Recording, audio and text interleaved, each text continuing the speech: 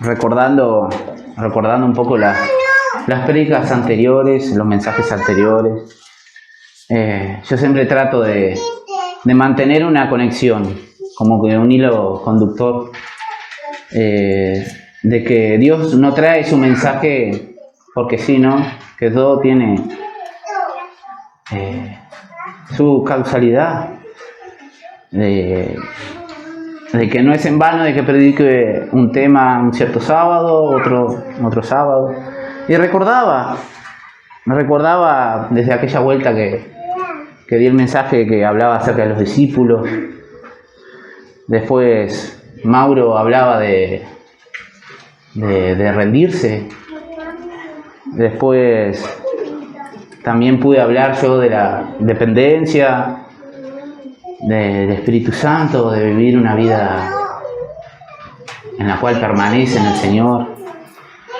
Después Johnny hablaba del ADN adorador, que nos hablaba de nuestra identidad, de que somos adoptados por el Padre. Después me acordaba también de la predicación pasada del hermano Fer, que hablaba de la autoridad de Cristo. Y cómo estos mensajes hablan de las características nuestras como cristianos. Que Dios, como les mencionaba, nos muestra de una manera intencional las características que debemos tener para que Él sea glorificado y que se pueda dar a conocer a través de nosotros. Y hoy me toca hablar de esclavo. Y busqué la definición de esclavo. Es una persona que era de propiedad de alguien. No tenían control de sus vidas. Eran comprados para muchas veces un sinfín de tareas que no tenían ni tiempo ni duración. Muchas veces, en cierta época, hasta incluso te convenía ser un esclavo. Porque muchas veces, si te liberaban,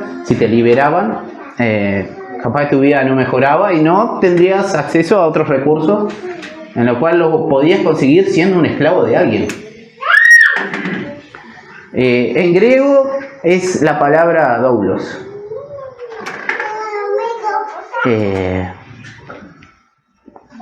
Hubo un tiempo en donde había un sistema de regulación de la esclavitud en los tiempos bíblicos, en los tiempos de antes. ¿Por qué no Dios la abolía desde un principio? Porque Dios en cierto punto la regula, porque era un tema cultural de la región.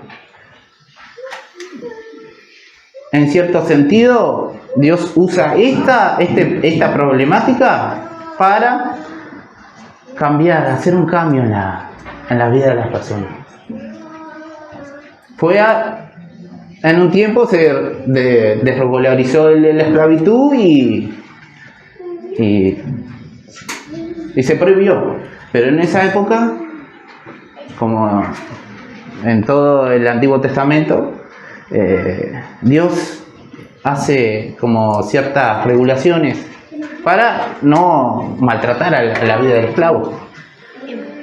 En cierto sentido, Dios toca los corazones inclusive del amo y del esclavo también, como también lo podemos encontrar en las cartas del Nuevo Testamento. Pero vamos a ver cómo Pablo elige por sí mismo ahora ser esclavo de Cristo. O sea, usa su libertad humana, movido por un cambio de su corazón, para ser un esclavo del Señor. Vamos a ir a Gálatas 2:20 en primera instancia.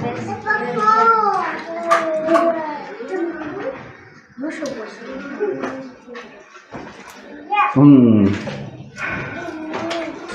chiste que escuché por ahí es: muchas cosas funcionan a 2:20. Bueno, el cristiano tiene que funcionar a Gálatas 2:20 para que se acuerden.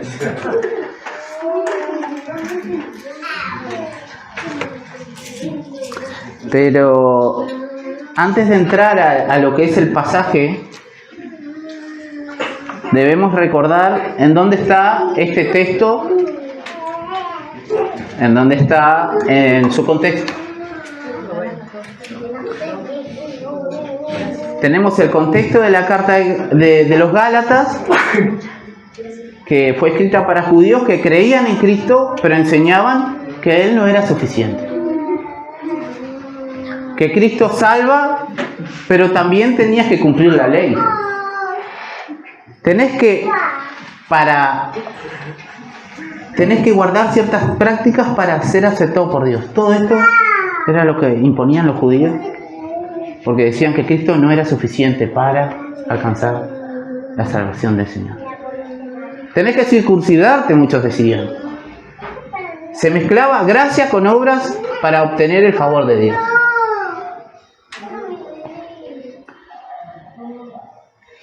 Mediante esta perspectiva, Cristo no es el centro de la vida cristiana. Es como una insignia más, ¿no? Hoy en día muchas religiones pueden hacer eso. Cristo lo meto acá, más esto, y lo otro. Pero Cristo no se vuelve el centro en su totalidad para alcanzar gracia y salvación. Frente a esto se distorsiona el Evangelio. Somos nosotros más nuestro sistema religioso quien nos salva. Siempre hay un deseo humano de justificarse por sus propios medios delante de Dios, pero no hay un cambio en el corazón, sino en el exterior. Mediante todo el cumplimiento de la ley se podía, vestir bien a las personas. Se podían camuflar, pero verdaderamente no había un cambio en el corazón de las personas. Ahora, entrando en el capítulo 2, tenemos que Pablo confronta a Pedro, ¿no? Por este mismo tipo de acciones. Porque Pedro proclamaba el Evangelio, pero decía una cosa y hacía otra. ¿Cómo puedes decir esto y hacer lo otro? Cristo es suficiente para salvación, pero aún así obligas a los gentiles a judaizar.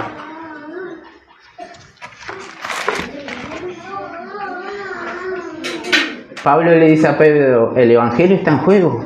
A causa del temor de los hombres, rebajas el nombre de Cristo y haces insuficiente su sacrificio para salvación. En contraposición a esto, Pablo dice en el versículo 20, con Cristo estoy juntamente crucificado, y ya no vivo yo, mas vive Cristo en mí, y en lo que ahora vivo en la carne, lo vivo en la fe del Hijo de Dios, el cual me amó y se entregó a sí mismo por mí. Los judaizantes decían, tienes que hacer, tienes que cumplir, tienes que marcar ítem en el calendario, hice esto, aquello, para ser aceptado por Dios. Pablo va más al fondo del asunto y dice, tienes que aprender a morir a ti mismo. Tienes que aprender a morir al viejo hombre, a todo intento de autosuficiencia. Tienes que aprender a morir para que Él pueda reflejarse en nosotros. Pero no como un flagelo, lo dice Pablo, ¿no? No que tenés que aprender a morir y te tenés que martirizar físicamente, sino como que sea parte de tu identidad, basada en la muerte de Jesús. Jesús dice, ¿no? Él me pide que me crucifique a mí mismo, pero sabiendo lo que significaba ser crucificado. No es algo físico, sino espiritual. Para que yo muera y para que Él pueda vivir en mí.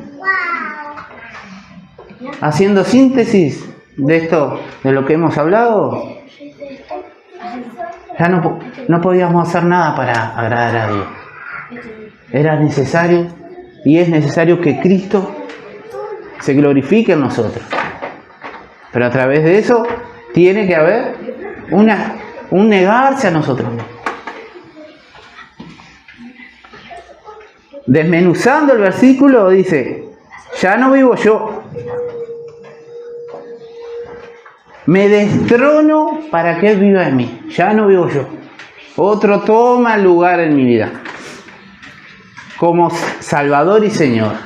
Hemos escuchado muchas de esas frases. Él no es solamente nuestro Señor, si Él es nuestro Salvador también. La vida cristiana no gira en torno a nuestra vida. Y tampoco en nuestras obligaciones, tampoco en todo lo que nos quieramos imponer para agradar a Dios, en nuestras propias leyes, en nuestros propios mandamientos, en nuestro estilo de vida. Es Jesús el centro de todo. Es la persona correcta en el lugar correcto. Y a través de eso es el cual que verdaderamente uno pueda vivir en libertad. Continuando dice, mas Cristo vive en mí. Me vacío de mí mismo, me niego a mí mismo, me crucifico a mí mismo, para que Él se vea que Él habita en mí, para que Él viva en mí, para que Él reine en mí. Todo lo bueno que podamos ver entre nosotros es Cristo reflejándose entre nosotros. Hay una nueva vida en nosotros que tiene como fuente la providencia divina. Es una vida de total dependencia a Jesús. Seguimos desmenuzando este versículo. Y lo que ahora vivo en la carne, cuando llega la gracia a nuestras vidas, encuentras un descanso para tu alma. Ya tu alma está satisfecha. Ya Dios está satisfecho por nosotros, por cuanto Él ve a nosotros, cuando Él ve a su Hijo en nosotros. Ya no tengo que hacer obras para agradar a Dios, ya no tengo que esforzarme. Muchos lo hacen, ¿no? Caminar de rodillas, sacrificio, hasta llegar hasta la cima de aquel monte para agradar a Dios. Ya no tengo que hacer eso. Porque ya no vivo más con temor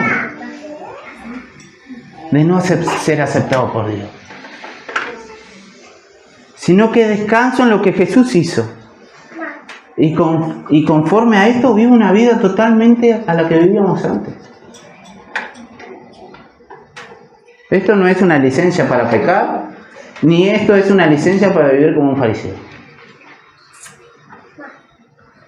Sino que vivimos en una relación genuina con Jesús. En nuestro diario vivir está Jesús, en nuestras luchas está Jesús, en nuestro caminar está Jesús.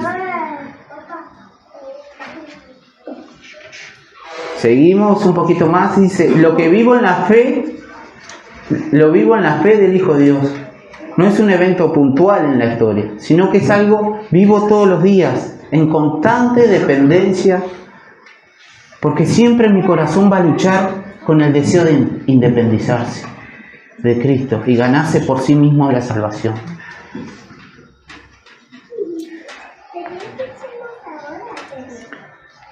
El cual me amó y se entregó por sí mismo por mí. ¿Cuál es el motor de esto? ¿Cuál es la motivación por el cual yo mengo para que el Cristo crezca a nosotros? Para vivir una vida rendida a Cristo, para destronarme en mi vida, para que Él se dé a conocer en la vida de otros a través de nosotros. Es el amor. Ya no es más el miedo, ¿no? Ya no es más la validación. Ya no es más el ser suficiente a Dios y a los demás. Un amor que se demostró con hechos, ¿no? Hechos en la cruz. Voluntario e intencional, que buscó el beneficio del otro. Esa es la principal motivación por el cual Pablo dice que él se hacía esclavo a sí mismo. Ese amor que me perdonó, ese amor que me justificó, que me restauró, que no vino de mí mismo, sino que vino del cielo a salvarme.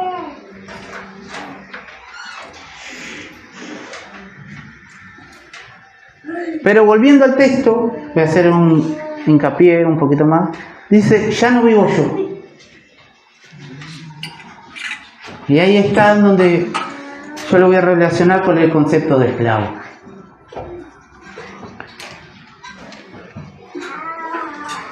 Y esa es la forma en que uno lo puede relacionar con la vida cristiana a la hora de practicarlo. Ya no vivo yo.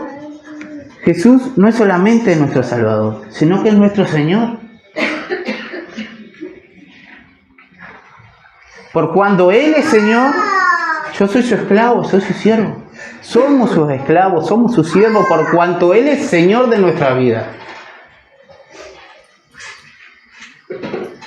Me someto a su señorío para vivir conforme a su voluntad.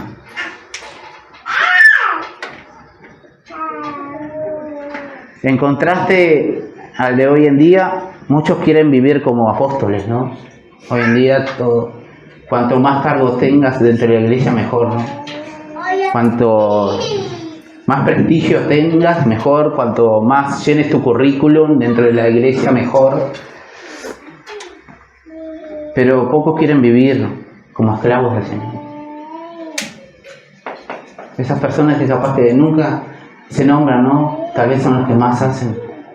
Esas personas que dan su vida por el Señor y van a predicar a otros lados. Capaz que ni los conocemos, pero tienen un valor en el Señor.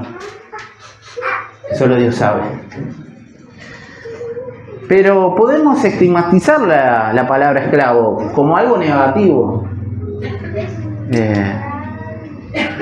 Mencionándoles, tengo un profesor en sociología que si le digo, mira que estuve hablando de esclavitud, me va a hinchar la oreja. Pero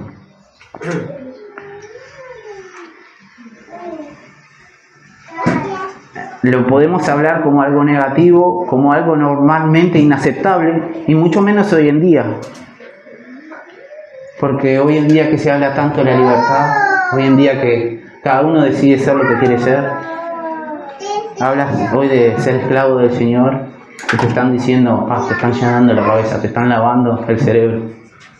En realidad el cristiano ha sido lavado el corazón, ¿no? Por algo entiende lo que verdaderamente es el significado de ser esclavo del Señor. Pero hay una realidad que es innegable.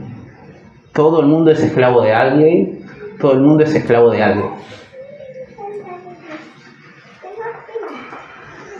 Pero en este caso, como vamos a mencionar, o sos esclavo del pecado, o sos esclavo de Jesucristo. No hay dos opciones. No hay una tercera opción, digo. Por eso vamos a estar entrando en Romanos, en el capítulo 6.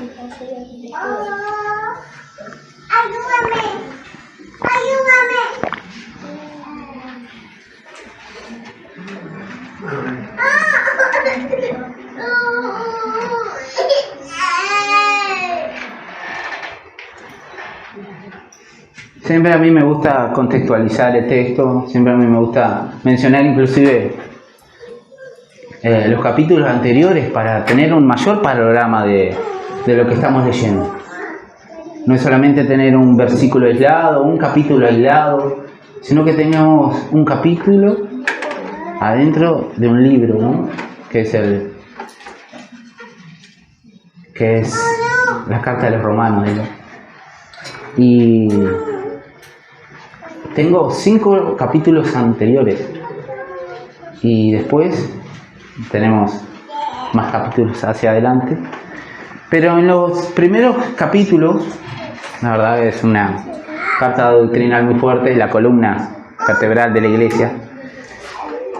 En los primeros capítulos nos enseña la verdadera condición del hombre, ¿no? Delante de Dios. Pero en resumidas cuentas, podemos sintetizar estos contextos de los primeros capítulos, de los primeros 5 capítulos, perdón, en un solo versículo. Para no estar leyéndolos todos ahora, lo pude anotar como el versículo más importante que dice Romanos capítulo 5:20. Pero la ley se introdujo para que el pecado abundase. Mas cuando abundó el pecado, sobreabundó la gracia.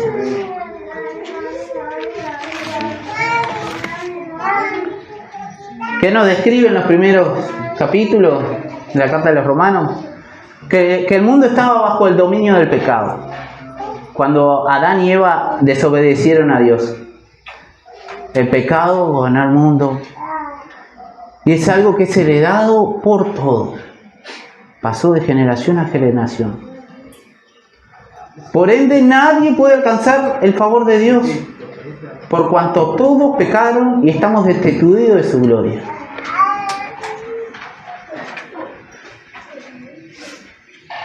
No, nadie por sí mismo, ni por lo más bueno que pueda hacer, podía alcanzar el favor de Dios por sus propias fuerzas. Nadie, absolutamente nadie. Ni la persona que en nuestros propios ojos y estándares puede ser buena persona, por sí mismo no puede alcanzar la salvación. Porque si la alcanzase, se hace insuficiente la muerte de cruz. Porque si la alcanzase por sus propios medios, existe otro camino para llegar al Padre.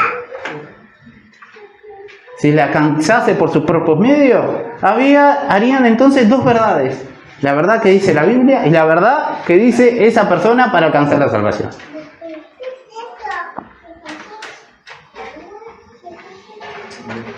Pero frente a esto, Dios derrama su gracia. Y mediante el sacrificio de Jesús en la cruz y su derramamiento de sangre, satisfació su ira y nos devolvió la entrada al trono de la gracia. Tenemos paz para con Dios por medio de Jesús. En la cruz se muestran los 2 atributos de Dios: la justicia y su misericordia. A través de la muerte de Jesús, lo que yo me merecía, lo recibió Él a causa de mis pecados. Él cargó con todos nuestros pecados, con toda nuestra maldad, y pagó el precio que solamente Él lo podía pagar, porque nadie lo podía hacer.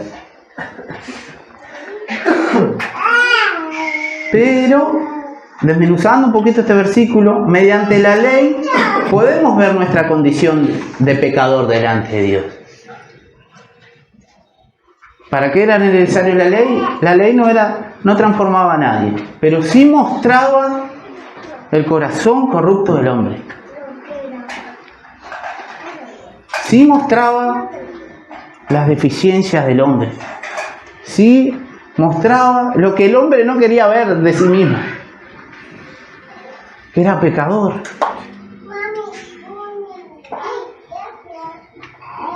Muchas veces me acuerdo cuando salíamos a evangelizar y mostrábamos los 10 mandamientos. Y de repente ¿te considerás buena persona? ¿Alguna vez mentiste? Sí, mentiste. ¿Alguna vez miraste a la mujer de tu prójimo? Sí, miraste. ¿La codiciaste entonces? ¿Alguna vez mataste a alguien? No, pero la Biblia dice que el que odia a su hermano, en su corazón ya lo mató. Entonces sí mataste a alguien. Y de repente la persona se encuentra encasillada. Sí, al final, delante de Dios, no soy tan bueno como yo pensaba. Mediante la ley, ilumina el pecado, ¿no? Estaba todo oscuro, llegó la ley, prendió la luz, y se vio el pecado de las personas. Lo hace evidente, lo hace consciente al punto que ya no se puede esconder. Creo que, como dice en los capítulos de Romanos, dice que Ninguna boca o alguna boca no se va, queda callada delante de la ley. Como diciendo, nadie ahora ya tiene excusa. Nadie se puede excusar, perdón. Frente a esto, nadie puede cumplir con los estándares morales de Dios. Y se muestra del que el mundo vive sometido y sumergido en el pecado. Mediante la ley, en otras palabras, conocemos el pecado.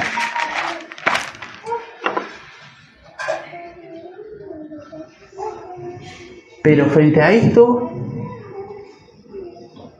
al punto más bajo y menos esperanzado del mundo, ¿no? Porque se muestra que todo el mundo es pecador, se muestra que el pecado es universal, que arrastra a todos. Sobreabundó la gracia. Jesús intervino. No solamente respondió ante esta situación, sino que sobrepasó el problema. Donde el pecado parecía crecer, la gracia lo derribó. Donde el pecado dominaba, la gracia intervino. Donde había una condenación, aparece la justificación.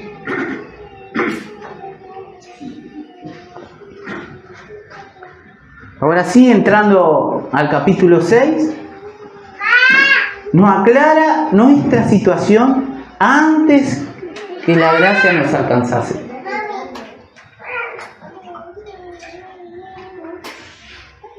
Haciendo un pareo de este capítulo 6,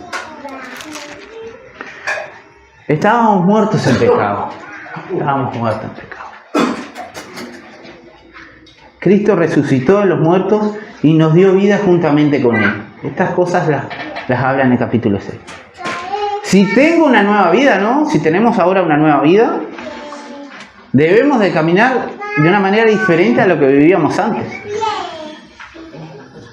Conforme a lo que yo he recibido, tengo que ahora vivir. No más dominado por el pecado, sino en libertad, sirviendo al Señor. Y ahora sí vamos a estar leyendo del versículo 15 hasta el 23.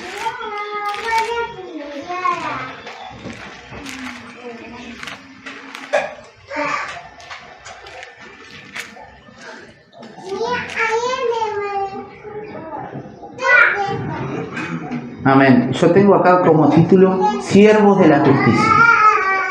¿Qué pues? ¿Pecaremos porque no estamos bajo la ley, sino bajo la gracia? En ninguna manera.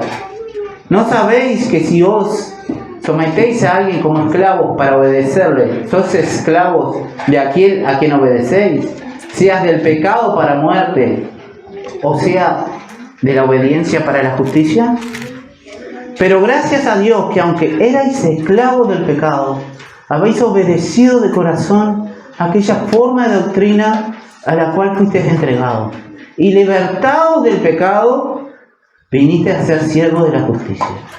Hablo como humano, por vuestra humana debilidad, que así como para iniquidad presentasteis vuestros miembros para servir a la inmundicia y la iniquidad, así ahora para santificación presentad vuestros miembros para servir a la justicia. Porque cuando erais esclavos del pecado, eras libres acerca de la justicia. Pero, ¿qué fruto tenéis de aquellas cosas en las cuales ahora os avergonzáis? Porque el fin de ellas es muerte.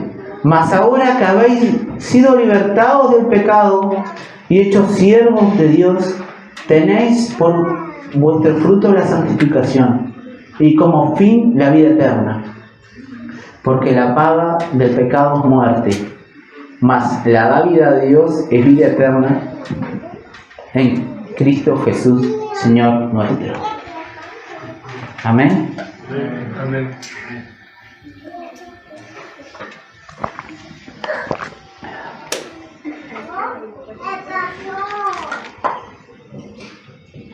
Vamos a estar hablando un poquito de estos versículos ahora.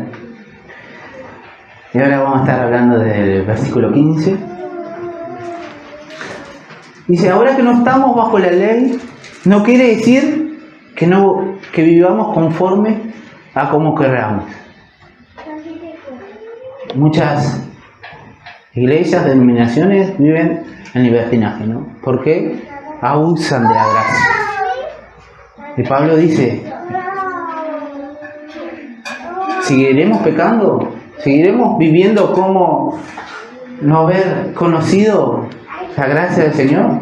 De ninguna manera. Fuiste salvo de la condenación, pero el pecado siempre te va a tentar a vivir en contra de la voluntad de Dios. Eso sí es real. Una cosa es luchar, pero otra cosa es estar entregado ya. Es como que no entendiste nada. Es como que realmente no se ha abierto tu entendimiento a la luz de lo que ha pasado.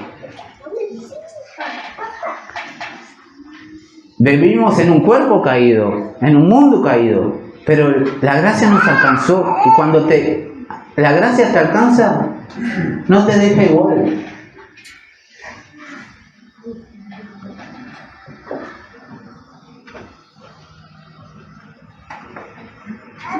En el versículo 16 dice claramente que no hay neutralidad. No existe que yo controle el pecado, ¿no? Como muchas veces pueden decir muchas personas. Es lo contrario. El pecado nos controla a nosotros.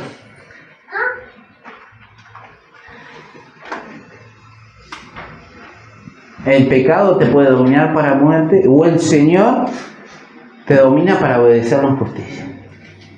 Si quiero poder discernir qué en mi vida, qué me está dominando, es necesario que estés analizando continuamente cómo estás viviendo. En el versículo 17 dice, pero gracias al plan de Dios, de la obra divina de Dios en nuestros corazones, nos entregamos de una forma voluntaria a la nueva forma de vivir. Esto no empieza como algo externo, ¿no? Como ya habíamos estado acostumbrados muchos.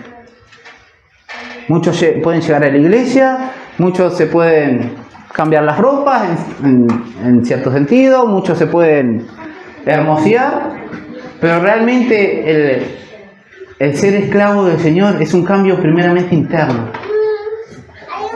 Es un cambio de corazón, ¿no? Como le dice su palabra. Se produce un cambio, que hay nuevos deseos dentro de nosotros que antes no existían.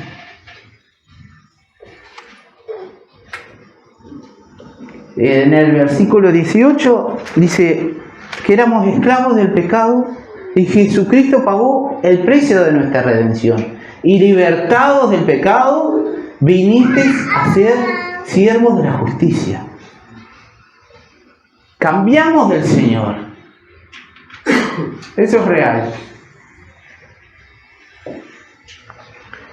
Vivimos ahora conforme a su voluntad. El pecado nos dominaba. El Señor Jesucristo llegó, nos compró con su hermosa sangre y ahora somos de Él, pertenecemos a Él, ¿no? Muchos podemos decir, Él es mi Dios. Pero ¿cuántos decimos, yo le pertenezco a Él?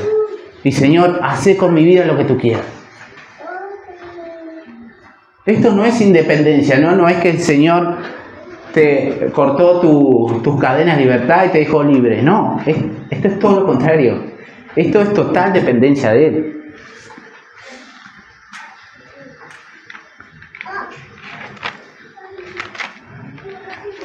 Y ahí haciendo una breve reflexión con el tema de la esclavitud, ¿no? ¿Cuántas personas vemos hoy un día en el pecado, ¿no? ¿Cuántas personas vemos que llenas de vicios, creyéndose que se llena el mundo por delante? Y vemos como el pecado mismo lo deshumaniza, ¿no? Vivimos en una sociedad que a lo bueno le dicen malo y a lo malo le dicen bueno, ¿no? Vemos una humanidad que está sumergida en el pecado, que hoy hay abortos, que hoy hay un montón de situaciones difíciles que se resuelven tan rápido, pareciera, y que vemos destrozos en la vida de las personas. El pecado haciendo estragos. Ahí vemos como las personas se deshumanizan, ¿no? Ver personas tiradas en la calle, ver personas consumidas por la droga, ver personas Te hago en los peores casos, ¿no? En los visibles, ¿no? Pero también sabemos que la pornografía tiene sus cuestiones, cómo cambian las mentes. Y cómo vemos verdaderamente, sí, no sos vos el que domina el pecado, es el pecado que te domina a vos.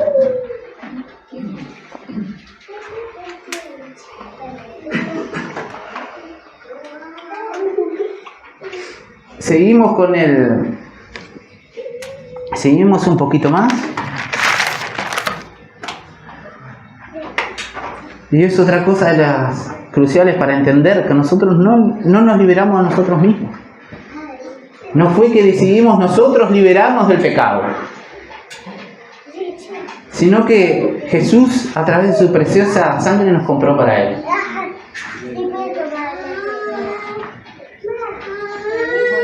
Sigo un poquitito más ahora en el versículo 19.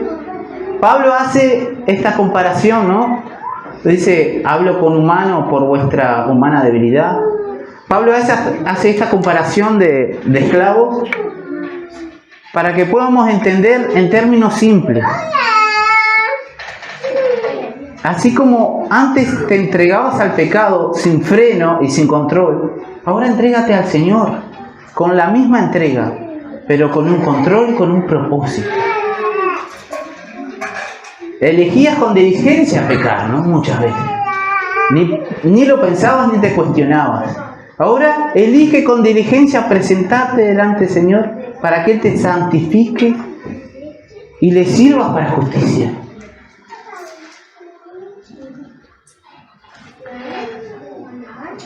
Has cambiado de amo, has cambiado de dueño. Y la verdad yo prefiero este amo, no sé ustedes.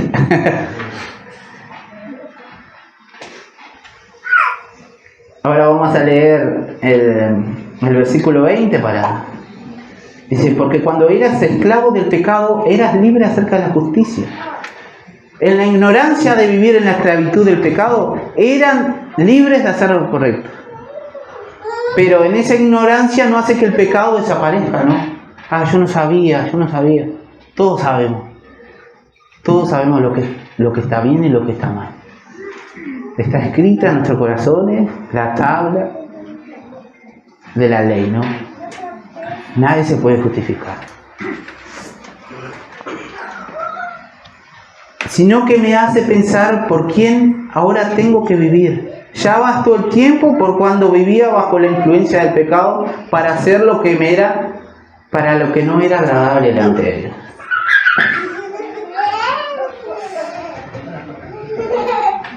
Por eso Pablo hace una pregunta. ¿Qué te dejó esa vida? ¿Qué te dejó tu vida antes de conocer al Señor? Porque muchos podemos recordar como el pueblo de Egipto, ¿no? Que Dios los liberó. Pero yo quería comer cebollas y seguí siendo esclavo, me liberaste.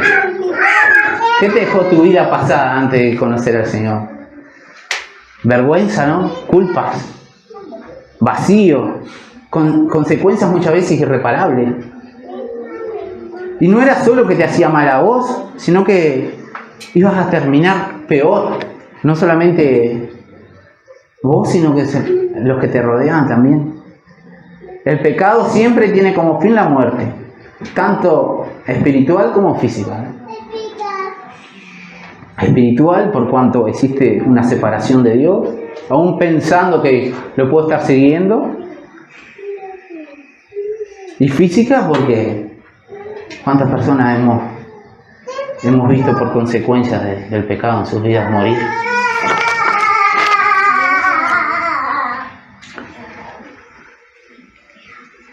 Mas ahora que habéis sido libertados del pecado y hechos siervos de Dios, tenéis por vuestro fruto la santificación y como fin la vida eterna. Pero ahora cambió todo en nuestra vida terrenal. Tiene propósito y nuestra vida espiritual tiene un destino. Vivíamos antes con vergüenza y sin propósito. Y ahora, al cambiar nuestro dueño, tenemos fruto en nuestra vida. Vivimos en un proceso constante de santificación, ¿no? en poder reflejar las características de aquel en el cual nosotros servimos. Y en el cual nos lleva como destino a un encuentro íntimo con Él, en la vida eterna. Personas que viven totalmente en pecado no tienen esperanza. Su vida es hoy y termina hoy. Y después no saben qué va a venir. Nosotros que vivimos esclavos de Cristo, sabemos que un día este proceso de santificación pasará y estaremos eternamente juntos con Él.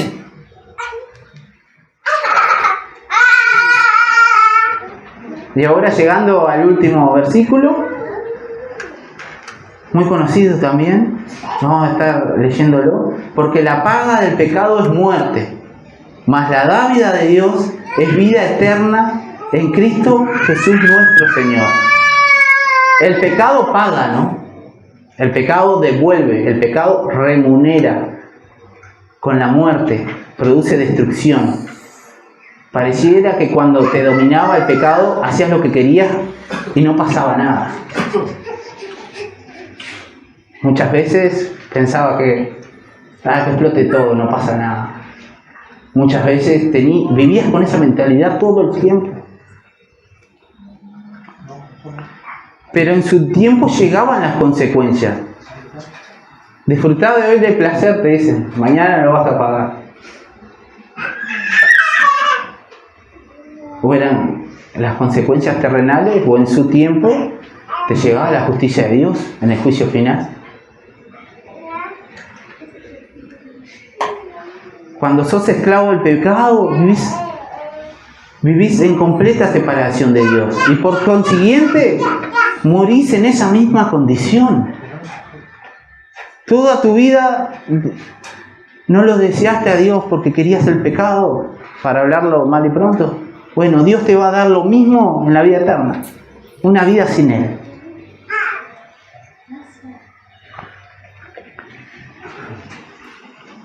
Pero en Dios no es algo que nosotros ganamos, sino es algo que nosotros recibimos por gracia, que es la vida eterna en Cristo Jesús.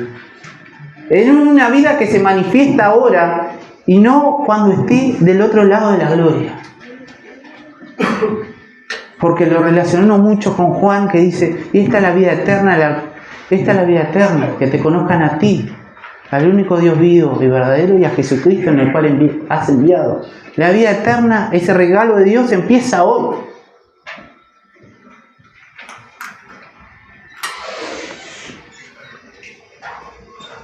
¿Qué me hace entender que es un regalo? Es que yo no tengo ningún merecimiento para obtenerlo. Es más, hasta dice todo lo contrario. Por lo cual lo recibo con reverencia y humildad.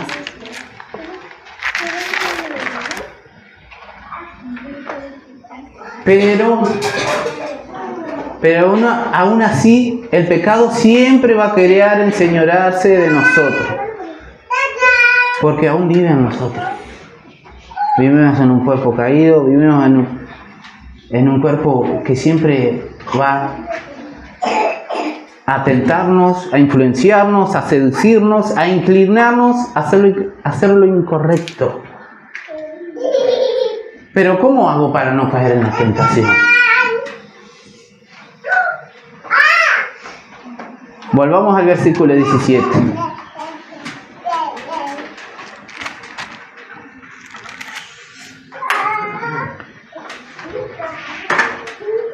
Siempre vamos a tener una vida constante de lucha, de prueba contra el pecado. Tal vez a algunos les cuesta más, a algunos les cuesta menos, pero todos tenemos esa lucha. Y más cuando entendemos si hemos sido cambiados de dueño. He tenido muchas cosas de mi vida pasada que hoy en día tienen peso. A pesar de que Dios te hace una nueva criatura, no te destruye totalmente, sino que deposita su Espíritu Santo en vos. Y ahí es la actitud de dependencia de Jesús, donde va a depender en cuánto la batalla en nosotros va a durar.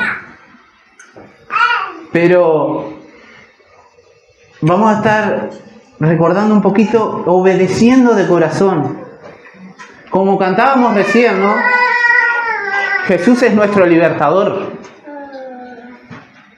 Hubo un antes y un después en nuestras vidas cuando Cristo llegó, ¿no? Está antes de Cristo y después de Cristo. Vivías en completa oscuridad y entregado al pecado, muerto, ¿no? Y acá es donde quiero hacer más énfasis en nuestra lucha con el pecado, en nuestra lucha en nosotros mismos. ¿Se acuerdan el día que Jesús llegó a sus vidas? ¿Se acuerdan ustedes que estaban en completa oscuridad? ¿Se acuerdan ustedes que estaban entregados al pecado y de repente llegó a nuestra vida Cristo y todo se volvió diferente? De repente no conocía a Jesús, de repente vio mis miserias, vio mis necesidades, vio mis culpas, vio mis pecados. Y de repente mis ojos fueron iluminados por Él. Y de repente Cristo se volvió hermoso para nosotros. Cristo se volvió valioso para nosotros. Cristo se volvió nuestro gran tesoro. Cristo se volvió nuestra perla de gran precio. Fue en Cristo en donde nosotros decimos, vale la pena poder vivir. De repente no conocía a Jesucristo, de repente hoy lo conozco y me deleito en Él. Cuando Él te salva, cuando Él te cambia por completo, cambia tus deseos y de repente encuentras en Jesús una hermosa persona digna de ser seguida, digna de ser adorada, digna de ser servida, por cuanto lo que Él hizo por cada uno de nosotros. De repente Él se vuelve nuestro amado de nuestras almas. La pregunta es, para cuando tú luchas con el pecado, ¿lo sigue siendo para vos? ¿Lo sigue siendo para cada uno de nosotros?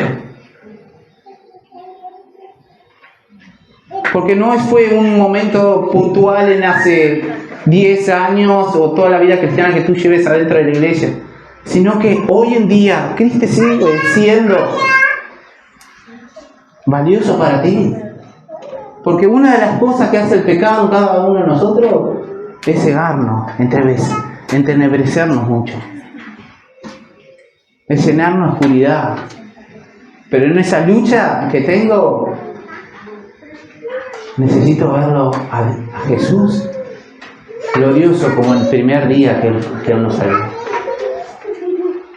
Porque para entender un poquito, porque cuando Jesús eligió salvarnos nosotros, no lo hizo por las actitudes que nosotros podíamos encontrar. No, me hago la referencia que el otro día vi una película de esclavos y de repente a la hora de comprar esclavos, vos los veías, los analizabas, veías, este esclavo me puede servir para algo, este esclavo tiene músculos, puede trabajar en la tierra, este esclavo. Pero cuando llegó a mí, Jesús, ¿qué vio? No vio nada. No había nada en nosotros. No había nada para decir, si vale la pena pagar el precio por este esclavo. No había nada en nosotros que pudiera agradarlo.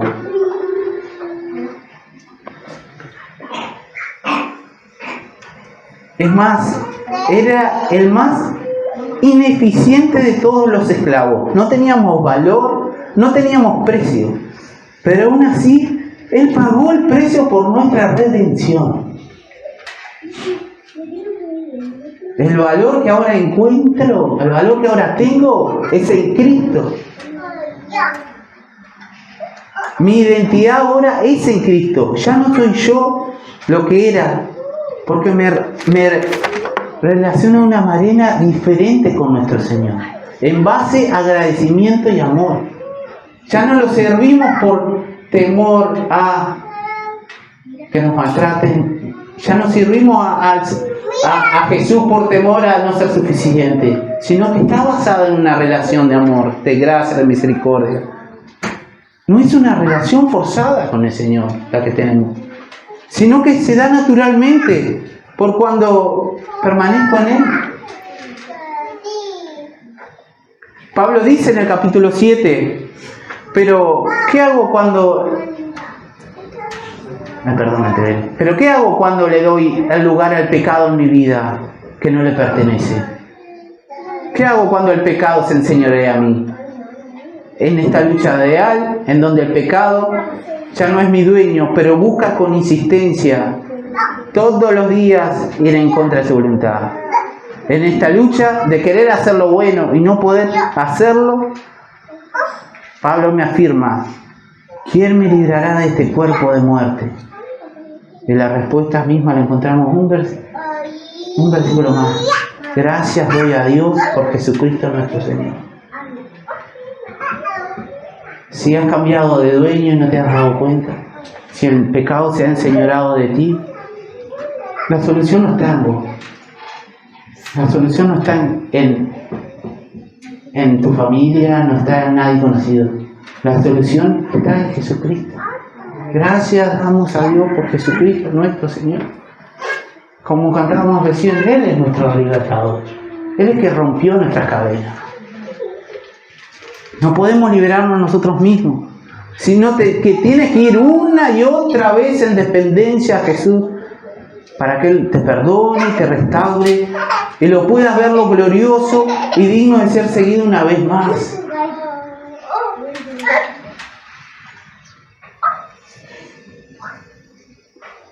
Si perdiste la conexión, tal vez, hermano, si perdiste tal vez la dependencia, vuelve a Él en arrepentimiento, con un espíritu quebrantado. Vuelve a Él una vez más, para que Él te dé libertad. No está en vos la solución. Como dice, hice esto y voy a hacer esto para arreglarlo. La solución está en Él.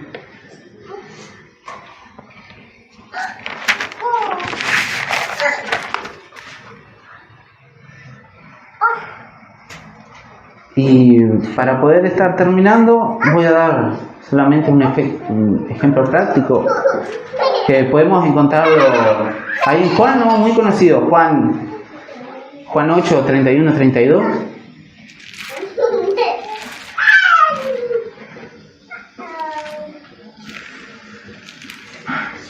Que resume todo lo que hemos hablado.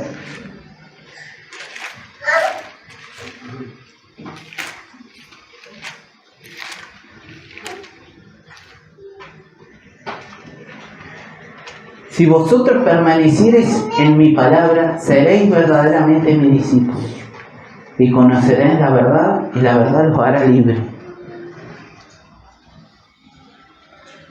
¿Qué pasa cuando no permanezco en su palabra y dejo de relacionarme con esa verdad que me liberó? Porque conoceréis la verdad, ¿no?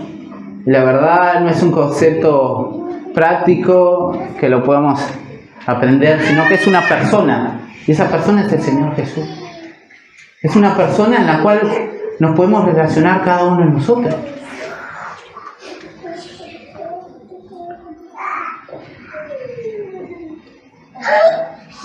Peco, ¿no? Desobedezco, he caído, caemos en pecado muchas veces, de una manera intencional o muchas veces sabiendo que estamos cayendo. Y el pecado se enseñorea en nosotros. Estamos atrapados por nosotros mismos y de las consecuencias de nuestras acciones en nuestras vidas. Por ejemplo, algo muy clásico, que es la falta de perdón. Me hirieron y decido no perdonar, aún sabiendo lo que Jesús dice en su palabra. Entiendo que decido por mí mismo no liberar el perdón, no aplicar su palabra, y entiendo que primeramente, ante todas las cosas, es un pecado que afecta mi conexión con Dios. mi relación con Dios. Quedo atrapado también en mi voluntad y su voluntad acarreando dolor en nuestras vidas. Quiero hacer esto, pero decido hacer lo otro. Y estoy en esa dicotomía, en vivir fragmentado, en saber, tengo que hacer esto, pero no lo quiero hacer. Porque en realidad estoy siendo dominado por mí mismo y no es el Señor que me está dominando.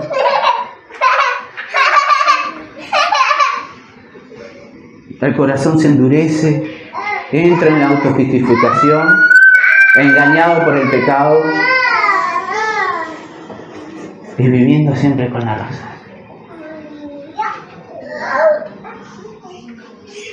Frente a esto, frente a que muchas veces nos puede llegar a costar hacer su voluntad,